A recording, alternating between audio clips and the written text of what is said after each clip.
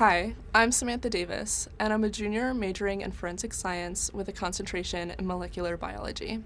I was just accepted to the new cohort of PRISM. I was originally going to do work with a professor who is a forensic pathologist and archaeologist, and I did a little bit of work for her. And then I realized that I was interested in more the microbiology side of things, which is why my concentration is molecular biology. So I switched labs, and I'm working with a professor who is a forensic entomologist, and I'll be carrying on some of her graduating students' work in microbiology. So I've had a little bit of experience with change and choice and trying things out and saying this is really interesting, but it's not quite for me. Prism is really open to letting you try things out and find what's best for you. After I complete my undergrad, I want to do a PhD program and have a career in lab work and research specifically in biology. And so switching into a lab that more aligned with those interests was really, really good for me and is really going to prepare me for going into a PhD program in microbiology and then even further into a career. And that's something really beautiful that PRISM does, is that it really prepares you to have that lab work experience. I'm going to be getting research experience outside of the classroom for 2 years before I even get my undergraduate degree. So it kind of gives you that leg up before you enter the professional world.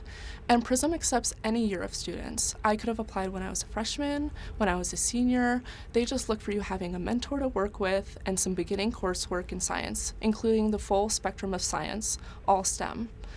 Right now, I'm also getting ready to begin working with CUNY Explorers to be a tour guide. I'm really looking forward to that because I'm such an introvert. I hate talking to people and felt like I need to step out of my shell and work on my interpersonal skills a bit more, especially in science because networking is so important. I'm going to be giving tours to middle and high school kids, so it's a little bit less stress, but I'm still getting to learn how to work with people, not only have the research experience, but also how to work with others. I also get to work with another program within John Jay and other tour guides who are my peers, so I'm expanding my network. I'm also a part of the John Jay Honors Program, and within that program, a few friends and I started the LGBTQ+ Honors Committee, which is basically a committee that puts together events for not only honors students, but for the whole John Jay community that are LGBTQ+ focused. We've been doing things for about 2 years. We've done book clubs, movie nights, museum trips, etc. So the way that this started was that there was a town hall during my freshman year when the honors program went through all of the different honors committees, and there were so many great diverse groups. But there was no LGBTQ+ one. So I got my friends together and I said, let's start one. Even if you're not in the honors program, you can join a club or organization, and if you decide that you want to start your own club or committee, you can reach out to a faculty member and ask them to sponsor you.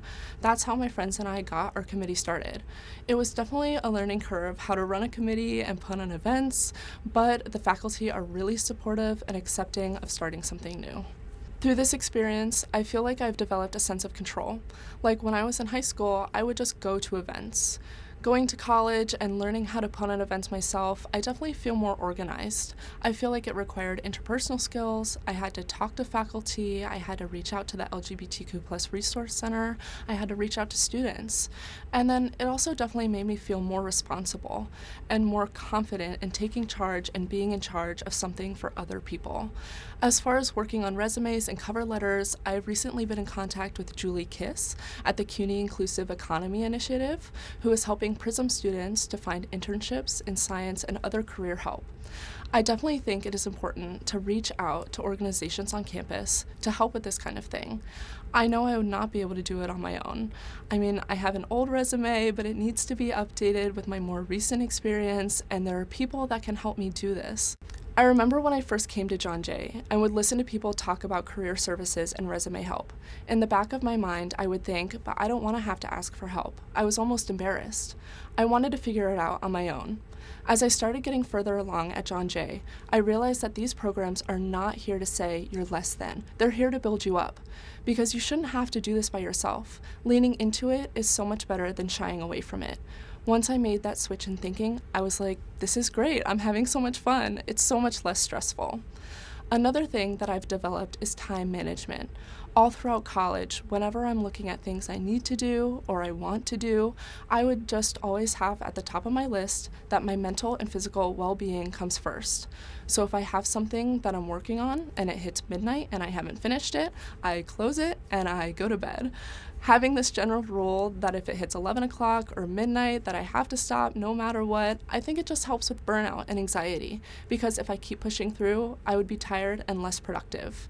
I feel like if I were in grad school or a professional work environment and they said, hey, we need you to do this, this, and this, but we need you to figure out how to do it, I think that honestly having this background of being involved in these kinds of programs at John Jay has given me a lot of the skills that I need to be successful.